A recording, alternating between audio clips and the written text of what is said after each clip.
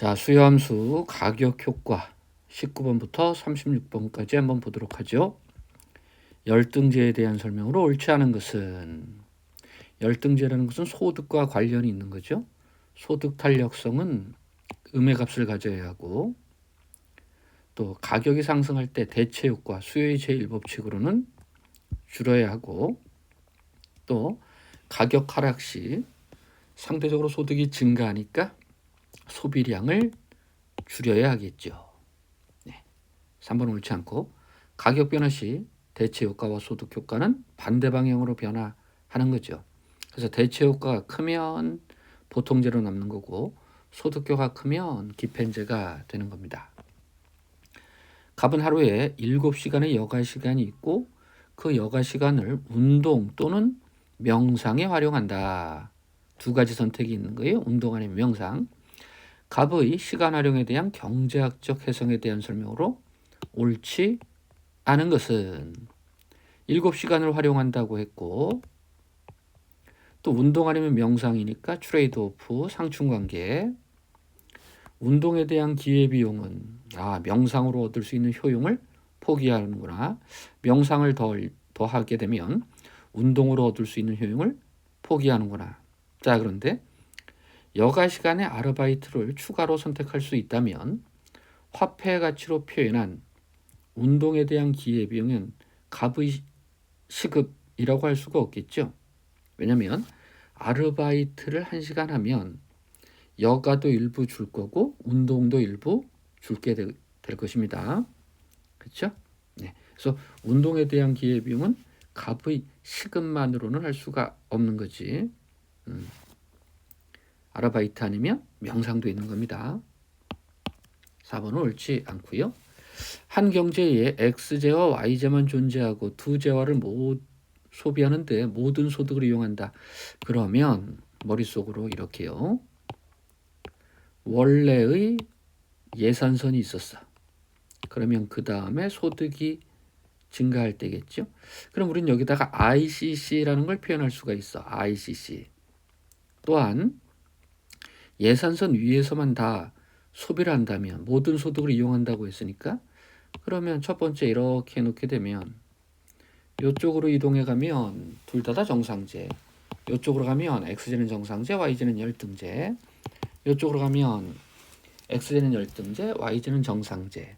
따라서 두 재화가 동시에 열등제는 될 수가 없습니다. 모든 소득을 처분할 때.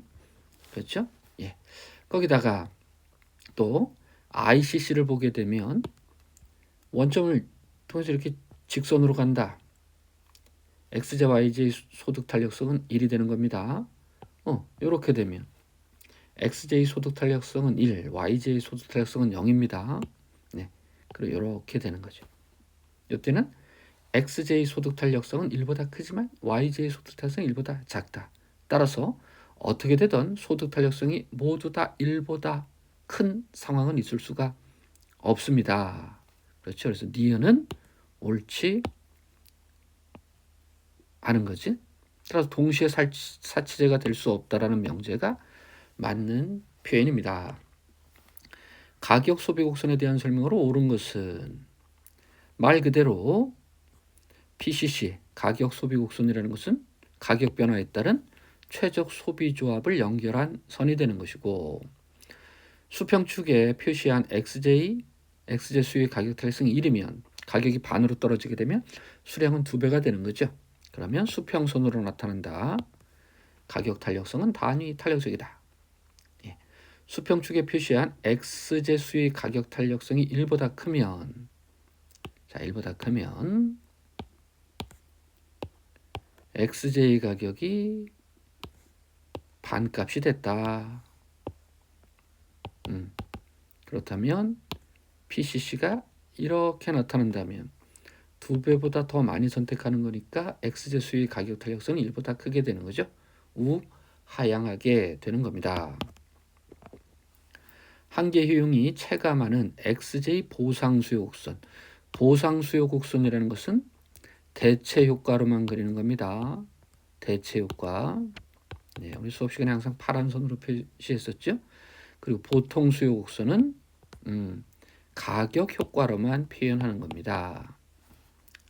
x가 정상제라면 그럼 이렇게 되는 거야. 우린 쉽게 x의 가격이 하락할 때 대체 효과로 늘고 소득 효과로는 더 는다.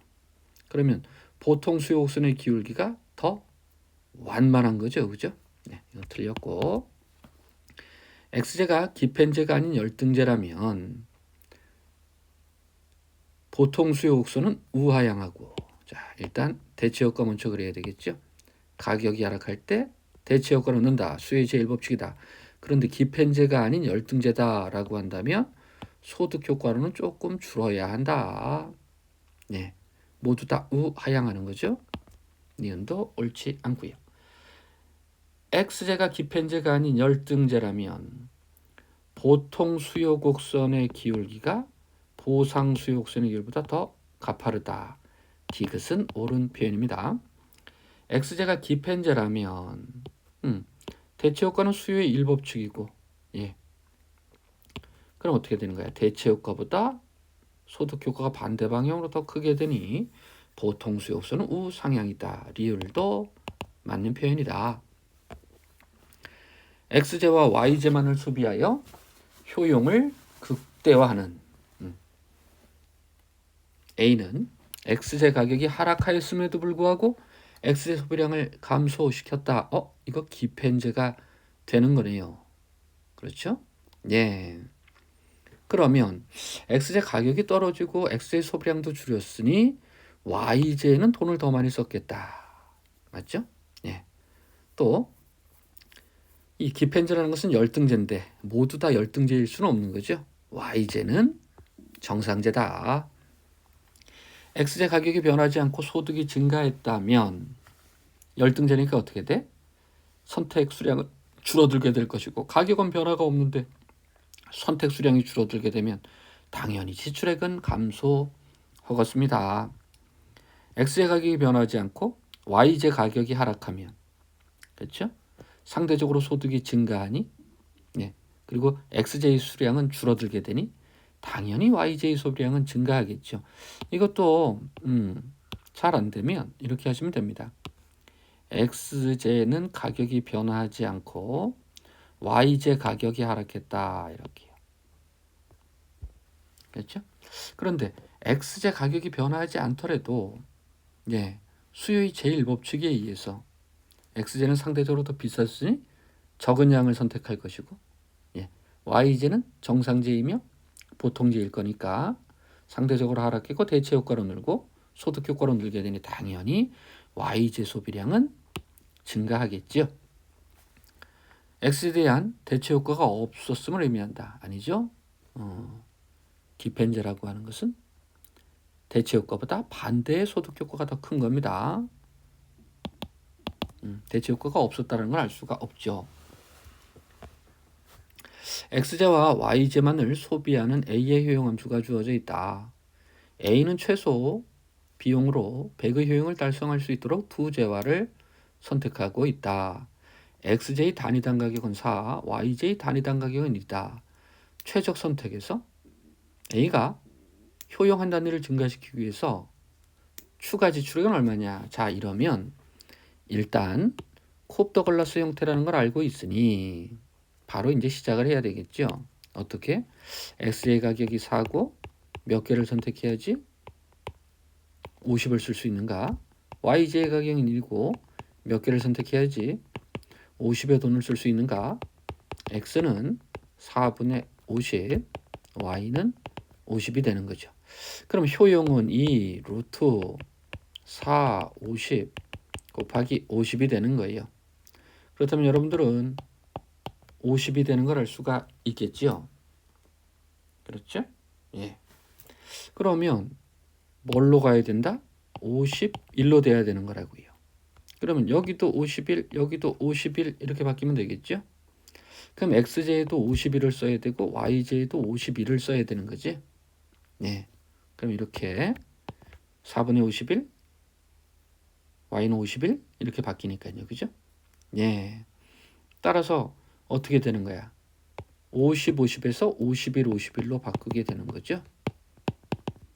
이런 식으로. 네. 그래서 콥더글라스 형태를 할 때는 바로 지출 금액과 연관이 있으니까 쉽게 문제를 풀 수가 있습니다. 조세 부과에 따른 소비자의 초과 부담에 관한 설명으로. 자, 일단 초과 부담이라는 것, 보통 수업 시간에는 수요 곡선, 공급 곡선 그려놓고 세금을 부과하게 되면 여기 초과 부담, 여기 초과 부담 이렇게 했었죠, 그죠?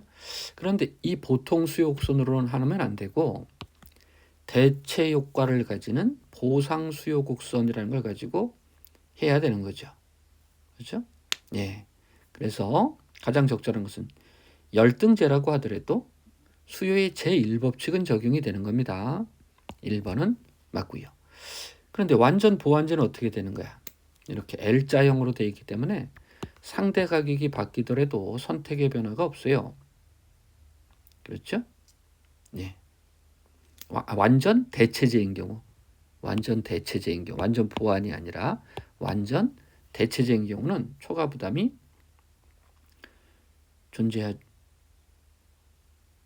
완전 아이고 미안합니다. 저번에도 한번 또 이랬었는데 완전 보완제, 그렇죠? L자형 상대 가격이 바뀌어도 선택은 변화가 없는 거죠. 초과 부담이 존재하지 않는다. 저번에도 한번 실수했었는데 대체 효과와 소득 효과가 완전하게 상쇄된다면 수요량의 변화가 없게 되어 초과 부담은 없다. 초과 부담은 뭘로요? 대체 효과 보상 수요 곡선이라고 하는 겁니다. 초과 부담은 보상 변화 또는 동등 변화의 크기로 측정을 하게 되는 것입니다. 그렇죠? 예, 조세 수입하고 비교를 하는 건 아닙니다. 효용함수가 있다. 자, 그러면 이거 바로 한번 해볼게요. x제 하나, y제 2분의 1개. 그렇죠? 그리고 내가 소득을 갖고 있고 상품 묶음에는 x제는 하나씩 들어가 있는 것이 x제 효용을 극대화하는 수요 함수가 되는 거니까, 그렇죠? 직선은 아닐 거고요. 네. 다른 것들이 정해져 있다면 x제의 가격이 하락하게 되면 점점 많아지는데 직선은 아니지. 직선은 아닙니다. 또 모든 점에서 가격 탄력성이 동일하다. 이것도 아니고요. 요거 여러분들 한번 탄력성 한번 구해 보십시오. y제 가격이 하락하면 더 많은 양을 y제 가격이 상승하게 되면 x제는 어떻게 돼? 양이 줄어들게 되는 거죠. 따라서 수요 곡선이 이런 모양이라면 이렇게 좌측 또는 아래쪽으로 이동을 하게 된다. 다는 옳은 표현입니다. 두 제와의 효용 함수로부터 도출된 제와 x1과 소득 간의 앵겔 곡선 형태가 다른 것은, 자, 그런데 보세요. 이거는 x1 플러스 x2 제곱의 제곱이지, 그지? 이렇게 이런 식으로. 예. 그리고 뭐 요거는 변화를 시키면 어떻게 되는 거예요? x1의 제곱 x2의 3승 콥더글라스, 그렇지? 예. 그리고 요는 레온 TF죠. 그렇죠? 예. 근데 얘네들은 다 어떻게 돼요? 무차별 곡선 형태는 다르지만 앵겔 곡선 어떻게 되는 거야? 이렇게 우상향의 형태를 갖게 되는 거지. 특히 레온 TF는 직선으로 나타나는 거잖아요. x제하고 y제 직선으로. 예. 그러니까 우상향하는 거야. 콥더글라스도 어떻게 돼요? 예. 원점을 지나는 직선의 형태로 나타나게 된다고요. 그렇지? 그런데 여기 얘는 준선형이라고 했죠. 예. 이렇게. 따라서 이런 식으로 하면 앵겔 곡선이 ICC 또 이게 또 졸고 있네. 이건 ICC였지. ICC 이게 ICC가 되는 거죠. 그렇죠? 근데 ICC가 이렇게 된다는 건 어떻게 되는 거야? 앵겔 곡선은 아무리 소득이 증가하더라도 선택의 변화가 없다는 얘기라고요. 예. 그래서 요놈은 다른 형태가 되는 거지. 그러니까 ICC의 형태가 뭐 다르다 이걸로만 파악해도 상관이 없는 겁니다. 물론 이렇게 무차별 곡선이 여기서 이런 식으로 지나갈 때는 ICC는 분명 이렇게 됐다가 이렇게만 되겠지요. 네. 여기 어느 정도 늘다가 변화가 없는 거니까 뭐 이런 식으로 형태가 나타나게 될 거야. 하지만 대표적인 콥더글라스는 어떻게 돼요? 소득이 커지면 커질수록 X의 양도 늘어난다. 이렇게. 분명히 모양은 다른 겁니다. X제 가격이 하락할 때 아래의 설명 중 옳은 것을 모두 골라보자. 정상제의 경우 대체 효과로 늘고 소득 효과로는 더 늘게 되는 겁니다. 따라서 보상수 곡선이 더 가파르게 되는 것은 옳은 표현이고요. 이것이 보상이고 이것이 보통이니까. 열등제인 경우는 어떻게 돼요? 순서가 뒤바뀌는 거지. 물론 기편제라면 우상향하는 보통수요 곡선이 되는 거고, 그렇죠? 예, 보상수요 곡선 수요의 제1법칙 우상향하지는 않습니다. X제가 기편제인 경우, 예, 이렇게 대체 효과로 가격이 하락하면 늘고 소득 효과까지 따진다면 더 줄어야 되는 거지. 네, 그래서 보통수요 곡선은 우상향, 보상수요 곡선은 우하향. 예, 기역과 디귿이 옳은 표현이죠. 두 재화에 대한 소비자의 선호를 나타내는 무차별 곡선에서 한 재화의 가격 변화 효과는 소득 효과와 대체 효과로 나타나게 된다. 그건 당연한 얘기지. 이에 대한 설명으로 옳지 않은 것만 찾아볼까요? 열등제와 기펜제의 가격 효과는 모두 음이다. 열등제인 것은 열등제이면서 보통제도 있는 거죠. 그렇죠? 네. 그래서 가격이 하락할 때 양이 늘면 반대 방향으로 변화하는 것이고 가격이 하락할 때 양이 줄어들면 같은 방향으로 변화하는 거지. 따라서 열등제와 기펜제의 가격과 모두 0이라고 하는 것은 아니다. X와 Y제만을 소비하는 요놈. 이거 앞에서도 나와 있었네요. 준선형이지, 그지? 준선형이야? 예, 준선형입니다. 자, 그러면 일단 소득이 20이라고 한번 해보자. 그렇죠? 그리고 XJ 가격, YJ 가격이 있는데 일단 MRS XY를 구해봐야 되겠지. MUY는 1이고 MUX는 이렇게 돼버리니 2 루트 X 1 이렇게.